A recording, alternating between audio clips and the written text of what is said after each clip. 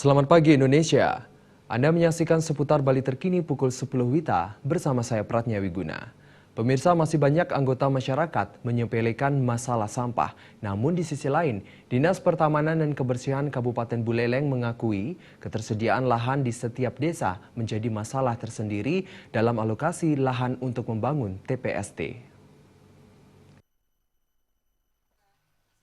Kepala Dinas Kebersihan dan Pertamanan Kabupaten Buleleng, Nyoman Genap mengakui ketersediaan lahan di setiap desa menjadi masalah tersendiri dalam alokasi lahan untuk membangun TPST.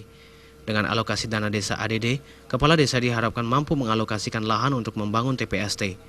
Nyoman Genap mengajak masyarakat untuk mendukung program Pemkab Buleleng, yakni mewujudkan Buleleng bersih dan terbebas dari sampah plastik. Kita mengadopsi sharing pendapat, sharing pengelolaan. Ini bagus, kita juga memang sudah mengembangkan di Buleleng. Nanti kita padukan seperti tadi kan, strategi bagaimana Banteng bisa mempertahankan perolehan Adipura kan, itu kita akan menjaga, itu kita adopsi. Artinya kita sesuaikan dengan kondisi wilayah kita.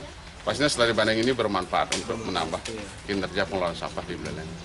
Karena kebijakan Pak Bupati dalam Rencana Pembangunan Nasional Semesta Berencana tahun 2017-2021 kan bagaimana Buleleng bisa semua punya TPST, sehingga diharapkan desa-desa mulai sekarang berpikir untuk mengalokasikan lahan, karena sementara ini kita membangun TPST kendala lahan, Pak.